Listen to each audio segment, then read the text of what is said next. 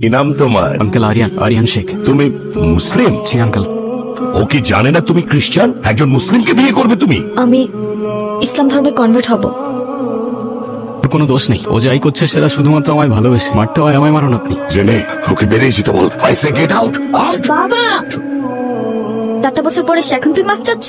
তোমার আর আমার ধর্মটা আলাদা। তোমার ফ্যামিলি কখনোই আমাদের সম্পর্কটা মেনে নেবেন? তুমি তো আর আমাকে ভালোবাসো। অনেক ভালোবাসি। পরিবার তো মানবে না। না মানুক, সমাজের বাইরে চলে যাব।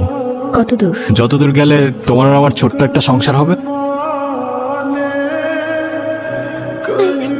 হ্যাঁ বলো।